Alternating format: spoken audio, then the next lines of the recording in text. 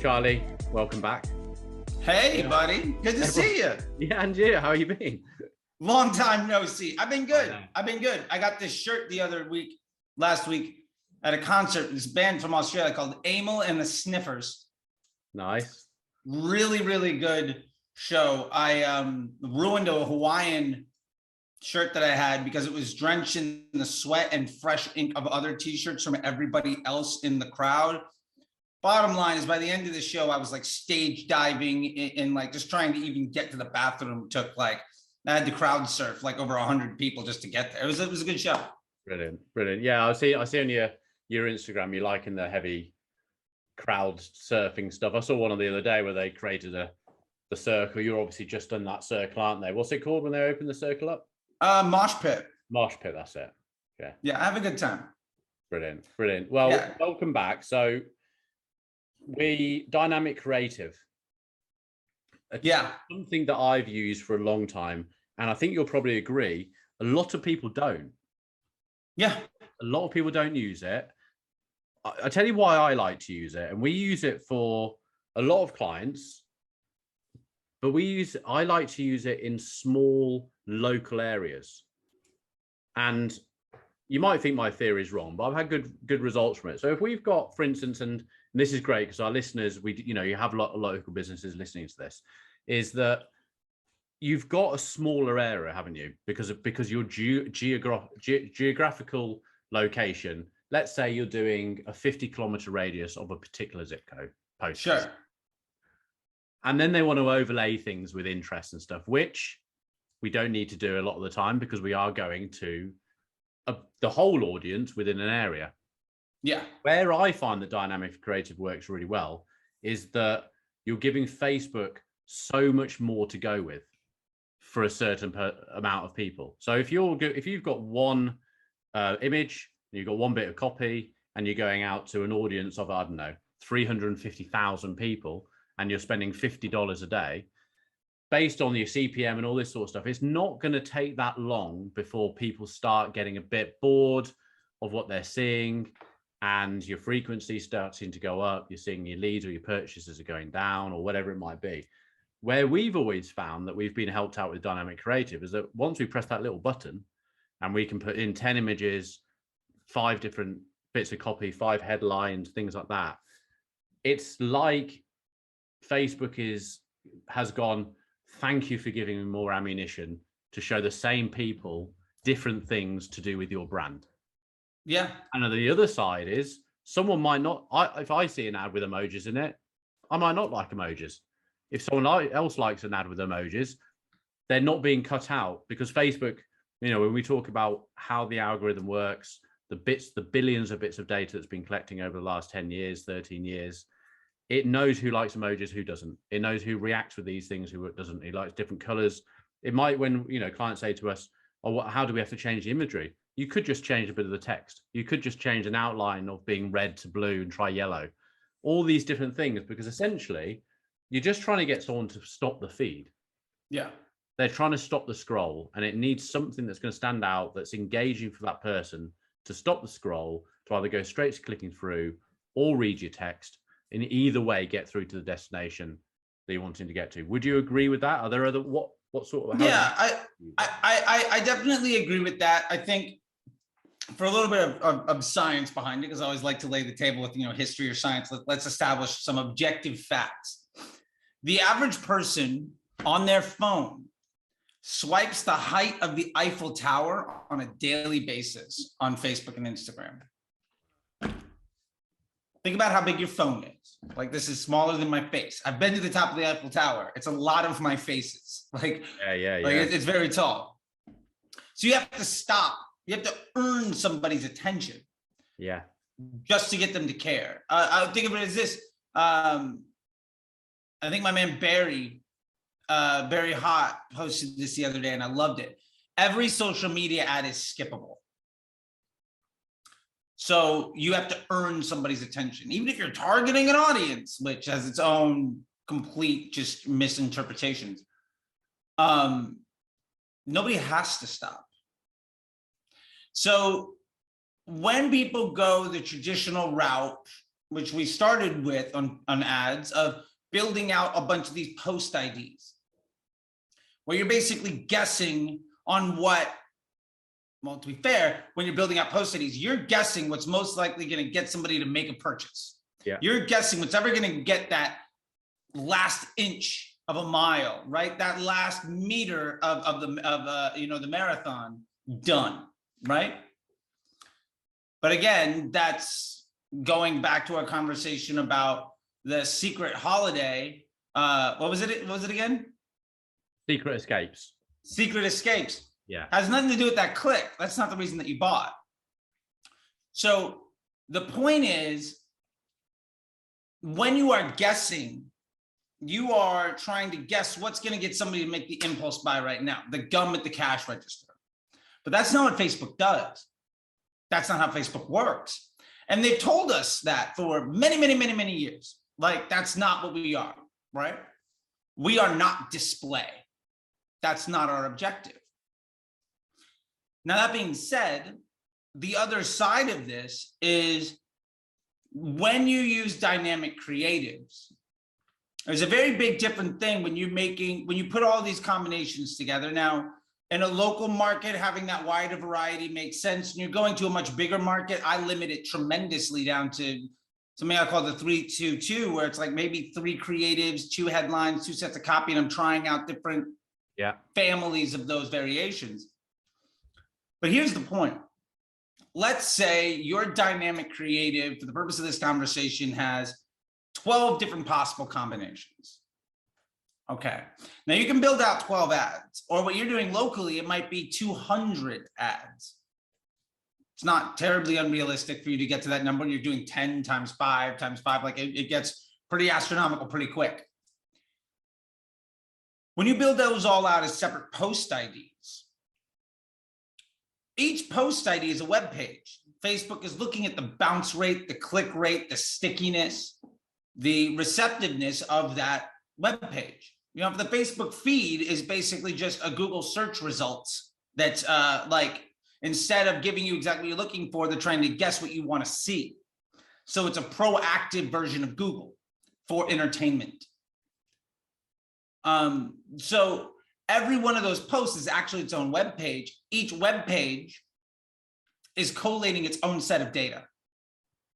So if you were to go out and make all 200 of those ads, first off, human error is going to kick in and you're going to screw something up, and it's going to take 3 days to do. It's going to be a nightmare. Like, that is a system and process nightmare. Yeah. The other thing is, each one of those is a little folder.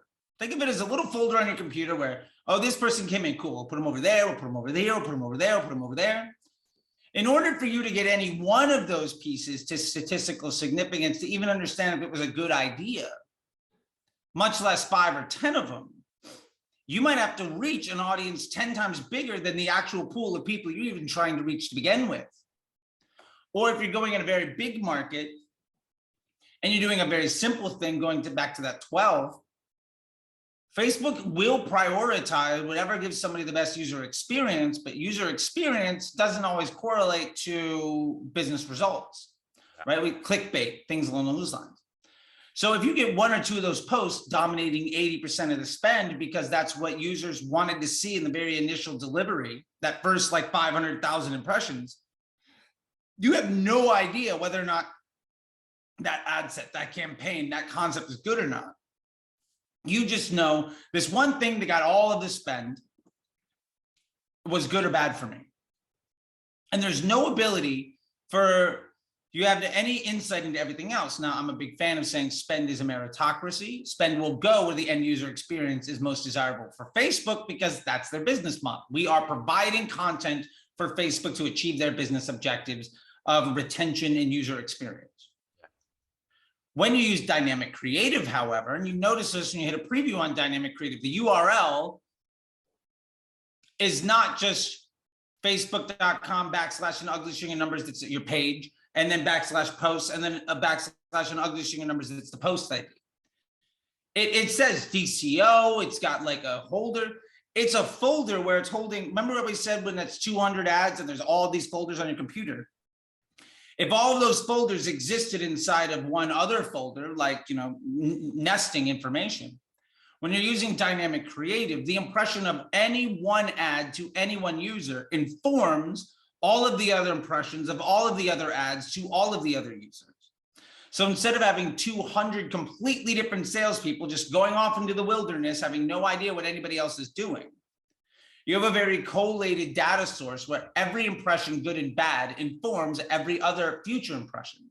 So every penny you spend today makes tomorrow's penny smarter. Are you saying that within the ads? Within the ad, yeah. Which has got the different bits of creative in it. Exactly. So that dynamic creative ad is collating all of the data from every ad unit that is of the available iterations within it.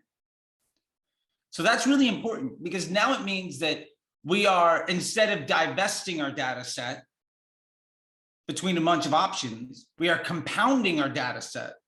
So we're using compounding interest instead of itemizing out each individual line, which means we're tremendously more powerful.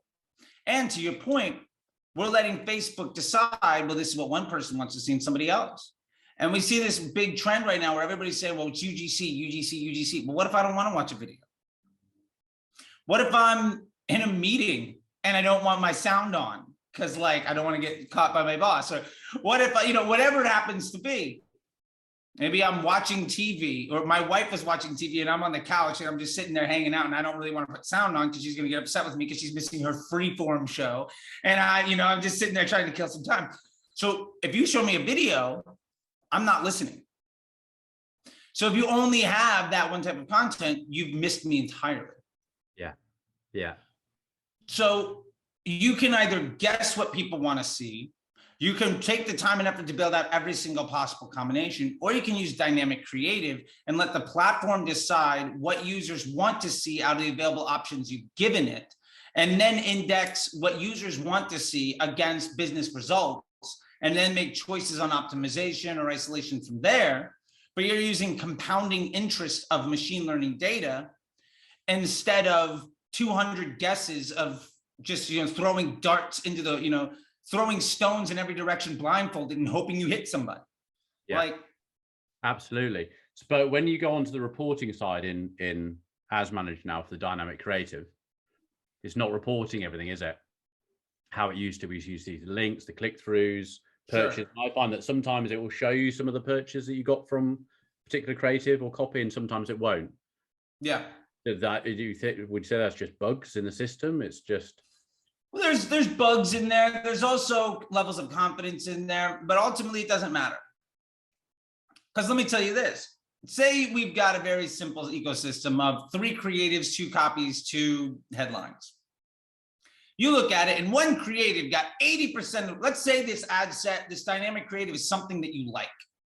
The net output of this thing was good for you. Awesome. One creative got 80% of spend. Do you really need to see what the performance is? Or can we say 80% of this really awesome thing was because of this piece? Correlation by percentage of investment, right? Contribution to the margin. Again, we're talking like investment bankers. We're not giving a damn about like credit or ego or anything. It doesn't matter. Then we go into the creatives or the copy and we see, oh, well, there's 50-50 spend. All right, so what that's telling me is there's no user experience differentiation here. And then we get to the headline, and one headline got way more than the other. Got it. So 80% of spend went to this one creative, 80% of spend went to this one headline, and the primary text is about 50-50. So when we go and preview our ad and we see the ads laid out by estimated action rate, which is what it is, when we see that top ad unit is that creative with that headline and one of those 2 primary texts, we can understand that we have an extremely high confidence that that ad is responsible for a large percentage of the stable outcome that we like, because it represents a very large percentage of the spend and data share. On the other hand, I've seen sometimes where you see the results, and this is the problem. You see the results, And you're like, well, this thing only got like 20% of the spend, but the results are so much better. And it's like, well, yeah, breakdown effect. Like, yes, Instagram's getting you better results than Facebook, and it's only spending 20% of the budget, because if you spent all of it there, it would do poorly. Or when you're running a lookalike in an interest group and a broad, you're like, well, interest groups and lookalikes do way better than broad. It's like, well, yeah, but not scalable. Yeah. They only work at a small budget. That's why it's only spending a small portion of the budget in CBO. So the point there is, I don't care about credit in that case. Just like I'm looking for incremental lift when I'm measuring platform results, all I care about is spend. What got the most amount of spend? And then based on that, if I can say, well, I've got a pretty high confidence that 20, 30, 40% of every dollar that was spent was probably on this iteration. Yeah. And I'm very happy with the outcome. What that means is one of two things. Either that iteration was fantastic and is very responsible for it, or that iteration still got all of the money and was actually really bad, but there are other nuggets in there that are little gems that are going through. Now, that's a process we have to go through. And about 15% of the time, that might be the case, the latter example there. But I don't care about seeing the breakdown of the results, because all that matters is, this is what Facebook wants to show people. This is what Facebook users want to see from me.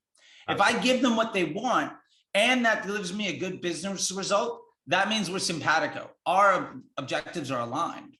Yeah. If, however, what gives me a great result is not what Facebook users want to see, and I try to force it on them, I'm going to have unstable results that die quickly in a rising CPM. And those three things are what most people are seeing, because they give it more, they care more about their business's bottom line than about aligning themselves to the platform. That's why my CPMs are going down every year. And my results are scaling in a stable, projectable fashion, where a lot of folks that are focused on audiences or ads or hacking the platform are seeing more and more struggle. And they will continue to see more and more struggle. I think people, since I came into this game, and you've been in it a lot longer, it was all about hacking the system. Mm-hmm. No one worked with the system. Essentially, if you do the things right by Facebook, it wants to keep its users happy. Yeah. And like most of our clients, some of our clients on their ads get like a holiday company, amazing comments and shares. And I'm talking amazing, like for the amount they spend on a day compared to the amount of comments they get. So we had a call with them yesterday. Who comments? Who replies? Oh, we don't have anyone doing that. Do you realize how much business is lost? And do you also realize that the platform wants to see you as someone who's with Facebook? Like at the moment, you are just using Facebook to show ad after ad after ad after ad. If Facebook sees you as someone who's helping the user experience by you're commenting and answering the questions that people are asking, Facebook knows that that person has asked a question about your holiday. No one's getting back to that person. That's just a big cross in Facebook's eyes to you as an advertiser. All these things, like I don't know how to measure those metrics of, if you start commenting, will your CPMs come down? Will your click through? I don't know, and I don't think there's ever going to be a way of doing that. But look at the overall picture of, if you're great and you're putting stuff in front of the consumer that Facebook wants you to, it's going to favor you as an advertiser and help you. Yeah. And at the end of the day, I think we can wrap this up pretty simply in that Facebook is a content delivery machine. Facebook is a user experience, entertainment, and connection device that trades in the currency of content. When you give Facebook the option of assembling the content the users want to see, you're allowing it to pick and choose of the available options how best to meet their business objectives.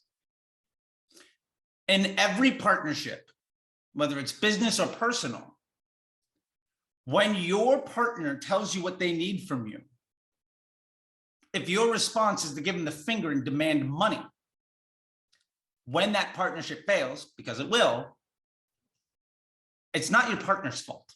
Yeah.